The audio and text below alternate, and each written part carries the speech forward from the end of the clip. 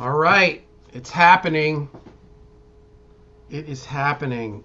I'm taking this opportunity of us all having to lay low because of you know things, and I am mastering my environment. Um, there's aspects of the stuff with recording and sessions and mixing and tracking guitars and editing and production that I'm really skilled at, and there's some things that I'm okay and I wing it sometimes, and the stuff that I'm okay and I have to wing it sometimes is no bueno. No more winging. The winging is over. So we're doing it, man. So the whole setup really, I've got so now over here I've got my old laptop set up with Nixie, which is the software that runs all the Strymon pedals. And then I've got an iPad over here. We'll do a full walkthrough of this, but I've got an iPad over here that runs the Eventide, which I think you can see, yeah. And then I've got software here that runs the C4, the guitar synth. So everything kind of is beautiful now. It's perfect. It's the way it runs is beautiful. I've got my pedal board here, and I've got all of my delay, modulation, space, parameter-oriented stuff over here. And I'm excited. Me and Will have been digging deep into this stuff and learning and studying and watching tutorials and reading manuals and watching, guys demoing, and it's all starting to make sense. I've also been going through, I did a course in Omnisphere. I did a course with the MPC Live, and I'm starting Serum today. I started Serum the other day. I have a membership with Groove 3. If anybody needs like a place to like do tutorials, Groove 3 is awesome. I'm actually like one of their, I guess they're my publisher. They publish my videos and stuff, but my singing, my vocal coaching. But because of that, I have a full membership, and man, their tutorials are great. The Omnisphere one is fantastic. And my buddy Kenny Joya does Serum.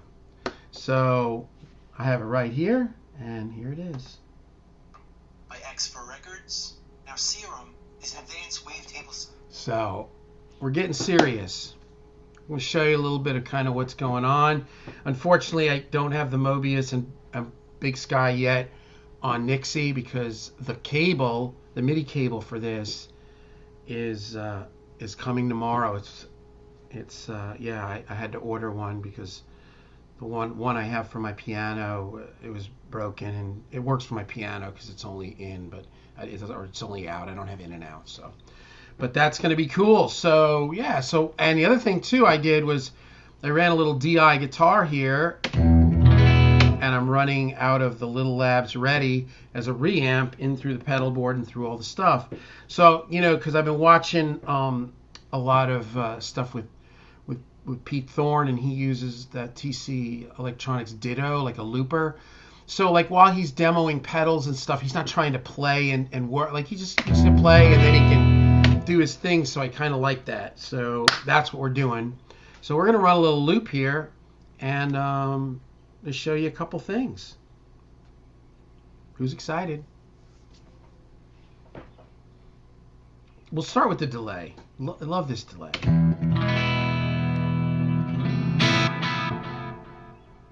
This is the TC Electronics X4 Big, but I just love this delay, man. The space. I've been using space the last couple of days. Oh man, here's tape. Yeah, that's really nice. Again, here is space. Like I guess it's like a Roland Space Echo.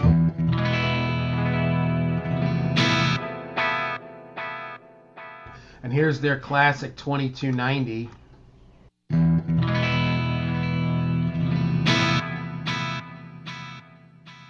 Oh, and also I'm running stereo through all of this stuff, and I'm going out left side is the AC30. So I'll kill this. This is AC30 only. And then this is deluxe reverb. It's a 1968.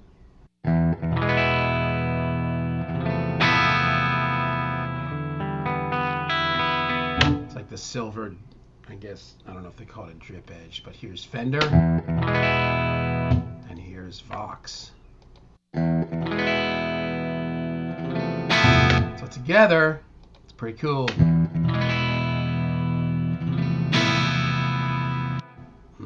And that's that, I use that little Yamaha Revstar 320, a little beater guitar. I love that guitar. Oh my God. So you could set this to ping pong.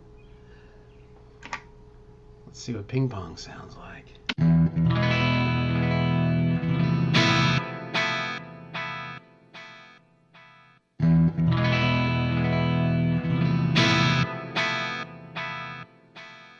Pretty cool, man. Pretty cool.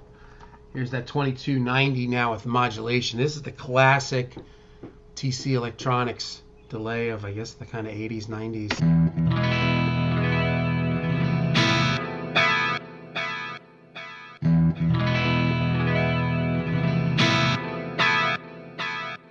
You know, when I bought this, I was also looking at the Strymon timeline, and I demoed them both, and I hated the timeline because I'm just an analog kid, and timeline was like banks, and you know, ugh, forget about it. Now I think I would be more like I would be more into it, but like 10 years ago when I bought this, I was like, no, I mean, I'm like, give me, you know, a couple knobs, simple, right? But then when I started to really study all this stuff, I was, you know, I did courses and all. I mean, I went through like instructional video classes on everything, just from scratch, just to learn everything like kind of by the book, which I'm glad I did, and I'm glad it's really helped me. So I can't stress that as being a cool thing, man. Learning is good. Learning is good. And the other day I thought, well, maybe now that I'm getting the Nixie, which is a software that runs the Strymon pedals, because the Strymon pedals are a pain in the butt, like on the pedal, because, you know, it's like I'm running on like an old Axe Effects, like, you know, I don't know, like old Roland keyboards. Like, I'm not into that. But the Nixie software makes the Mobius and the Big Sky cool. Like, you can just see it all and like, you know, move it around. I thought, well, maybe I'll do the timeline, maybe, and then I'll have them all in a row. It'd be, you know, hey, if this production singing coach thing doesn't work out with the 3 of those on my pedal board, I could play guitar in any church in the world.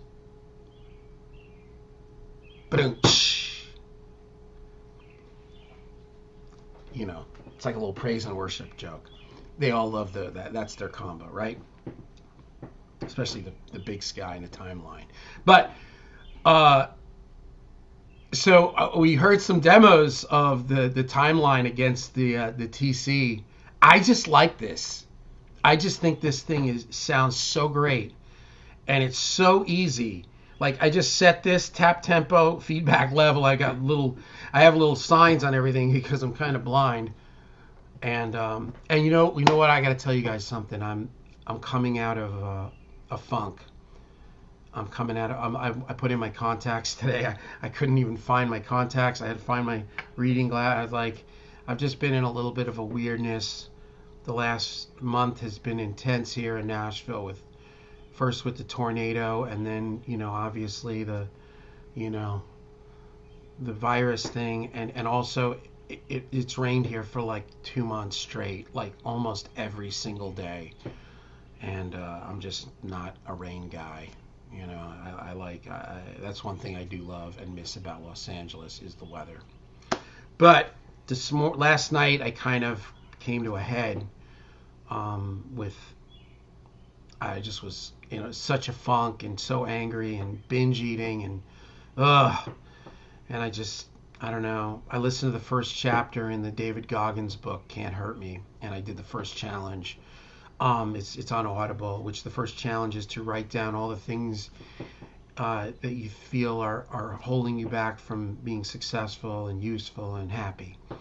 And so I got up this morning, and the first thing I didn't do was get on the internet. The first thing I did was centered myself a little bit, did a little prayer meditation, went outside and cleaned the gym, started drinking water, kind of getting my morning going. I don't know why I'm putting this in this thing, but this is an intense time, but I'm looking at all of this as an opportunity, because now I've got time to master this stuff. And the last few weeks of studying all this stuff and taking all these classes has changed my thing, and I've done a few sessions on guitar, and my guitar playing is getting better. My ear is getting better. Like, my sense of everything through learning all these programs and, you know, beat making and reverb trails and, you know, ADSR and Omnisphere, it has sparked something. So learning is so good.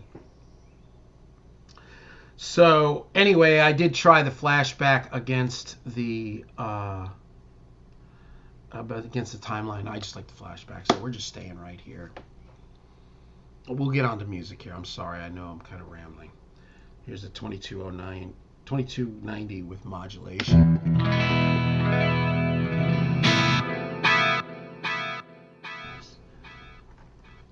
2290, no modulation.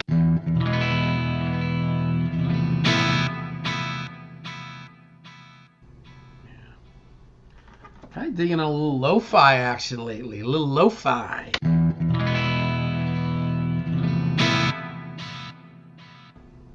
Yeah, put that on, you know. That's the other thing, too. Now I can mix with this. This will be fun. And just print it. And a little reverse.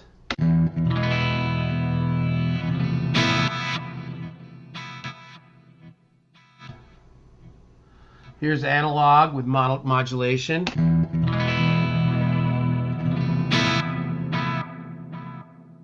And I got regular analog. I love that space, though.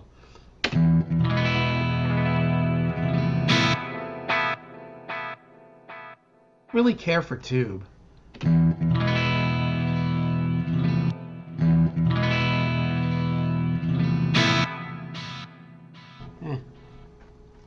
I've been using tape. I used 2290 for years, and then I went to tape recently, but now I want to start. I've been digging space. Here's back to tape.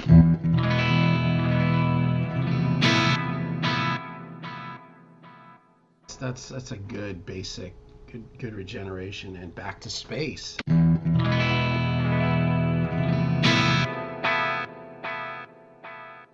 Now I really like that.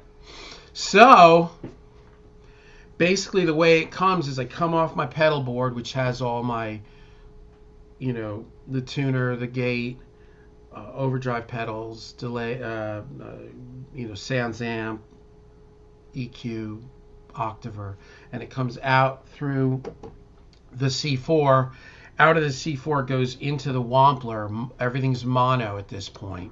Coming out of the coming out of the Wampler was stereo. So Wampler goes out stereo into the Mobius.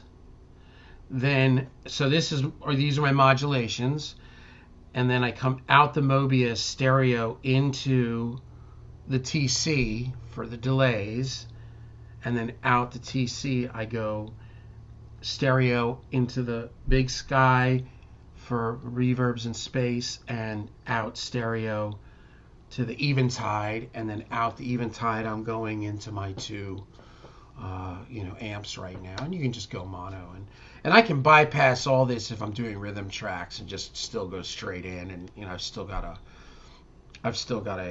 got a radial tone bone for doing amp splitting. So if I just want to like two Marshalls, like dry, you know, no pedals or a little pedal, I could still do that. But I find this isn't really affecting the sound all that much. I've done a fair amount of going back and forth and testing it, and you know, it's like you lose that much. Who cares, right? I mean, this is how Tim Pierce's is set up. He's running through a ton of pedals, and that's what he says. He says, this sounds fine. Who cares? You know, you just reach a point in life where it's like, ugh, enough already. It sounds fine. If it's not bright enough, I go like that, and it's bright enough, right? It's simple. So, modulation first.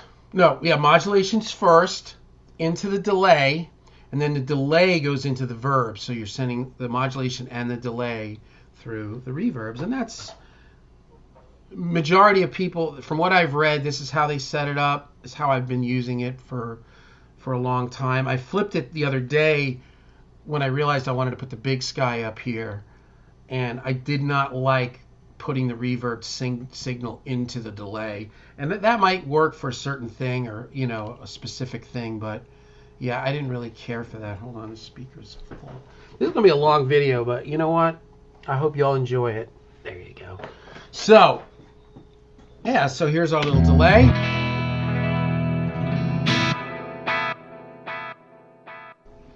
Here's a little Wampler dimension. I'll keep the space on.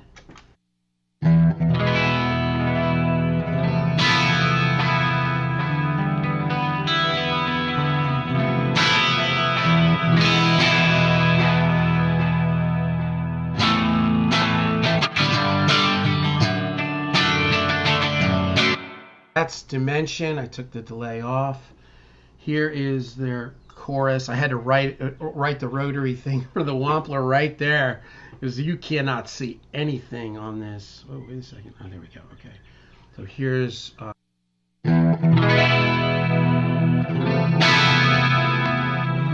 I'm turning the delay off. So here's chorus on the Wampler.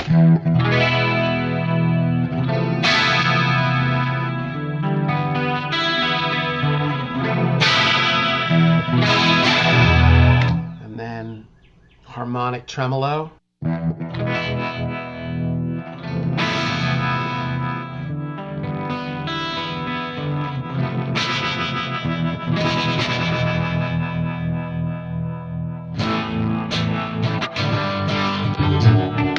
And tremolo.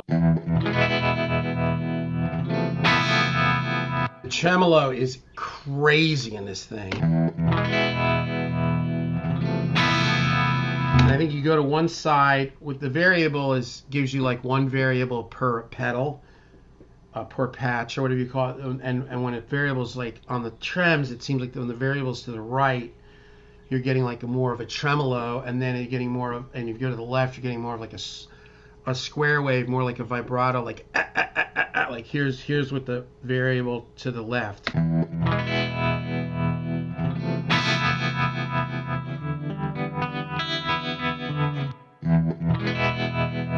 And then you go to the right, it's smoother.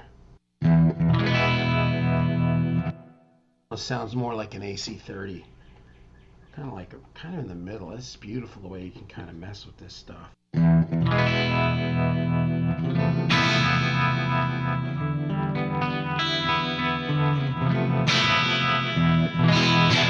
Such a great pedal. Such a like, the difference that I find between the Mobius and the Wampler is, to me, the Wampler sounds so much like the classic pedals of the 70s and 80s that I grew up on. More natural, more organic. Some of the sounds are a little darker. The Mobius is more animated. It sounds, on certain ones, it almost sounds more cartoonish. And on some of it I love the Leslies and the rotary stuff sometimes on the Mobius, because it sounds like Gilligan's Island. It sounds colorful and kind of woohoo, right? So let's go auto swell. We'll pass on auto swell right now. Here's rotary.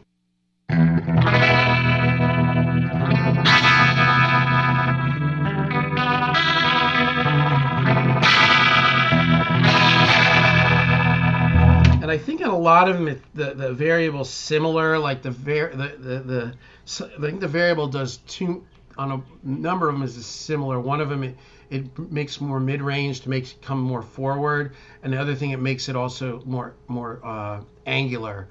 Like, so instead of it being like, it's like, more like sine wave, square wave. I don't know. I'm learning.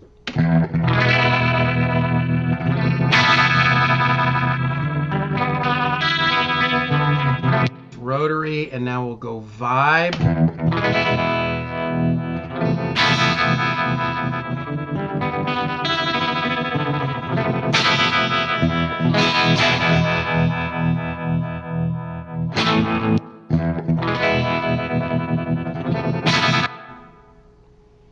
I'm going to learn Bridge of Sighs. Bridge of Sighs. Oh man, I've been listening to that song every day. Whew. All right. Now see, I got them written here because I can't tell what it is. Phaser.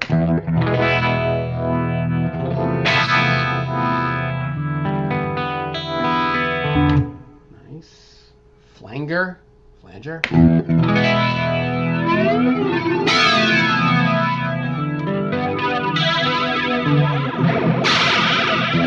You can almost do that thing that the old line 6 modulation used to get.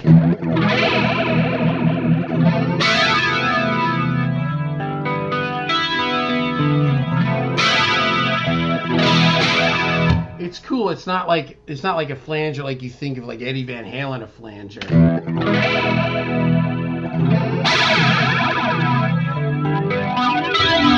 I guess if you do that, it's more like what you'd think of almost like an electric mistress.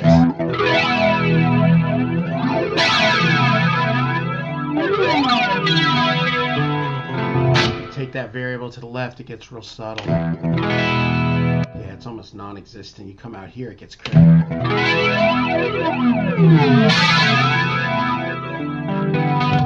right, and envelope filter.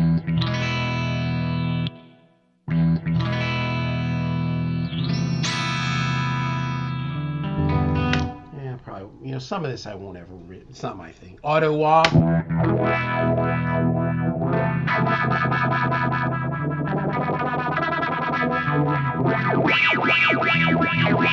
Right, so they're bringing the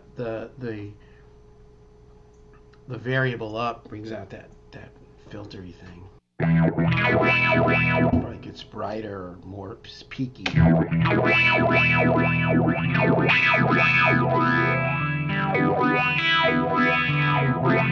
feel like doing what I am is what you want. Anyway, there's the Wampler. So now we come to, here is Mobius, Mobius, and it kind of runs around the same gamut. So this is the Mobius's chorus.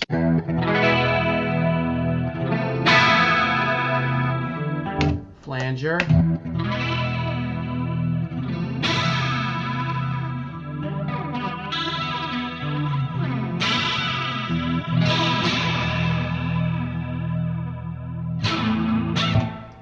And rotary.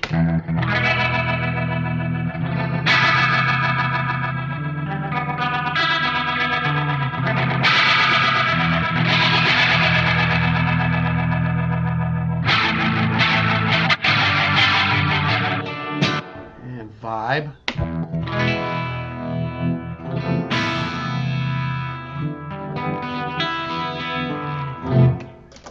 Phaser.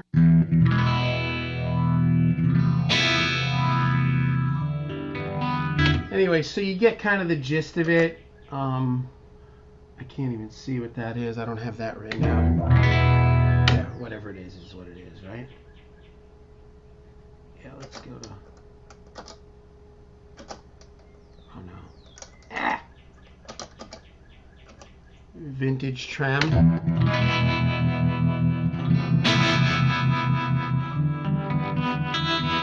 Yeah, really nice. And then pattern trem.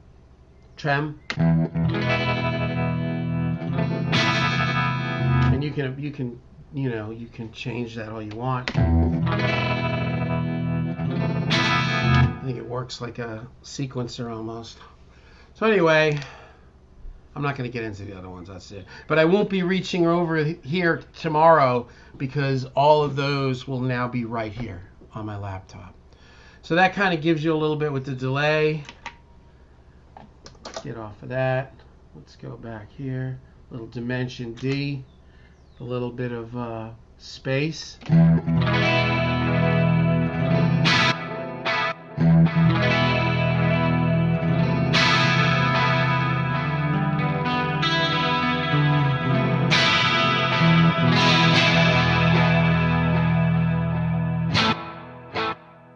Yeah.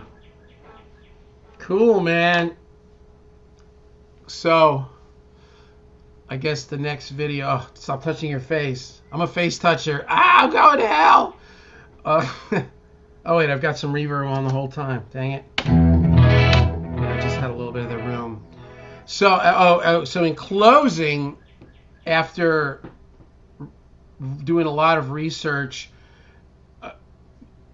I like the Eventide H9. It's a little strange to use for me personally. It's I like, to me, I like stuff like, I like the Flashback, I like the Wampler. Kind of agrees with my thing, but I'm evolving or moving forward, right? But so there's a few things about the Eventide I'm like, I can't, you know. So I did a little research and learned and got it. I've got it sitting. I've got the H9 app on my iPad right here, so I can, you know, and I dig it. I dig it. Can you dig it? The thing that sometimes it seemed like some of the sounds are just like, I don't know, I just couldn't, like, some of it just didn't like register as like, I will ever use this, you know what I mean? It's like, it's cool, but this is like, you know, this is stuff they talk about in Guitar Center. It's not like, you know, I live in reality, not in Guitar Center. But so I watched a demo, a long one, of the Eventide reverb against the Big Sky. And keep in mind, the Big Sky was on my live board. Well, after 10 minutes of listening to that video, I pulled the Big Sky off the board and put it up here. They're both great. The Big Sky is absolutely amazing. It just sounds amazing. And, you know, Eventide's great, but if I had to choose, the Eventide would go. I think I would just keep the Big Sky. So, so now we're going to kind of move forward into this. So that'll be like the next couple of videos. We'll be getting this all together, and then it's just going to be on and cracking, man. Where's Will? Where's Will? Like and subscribe.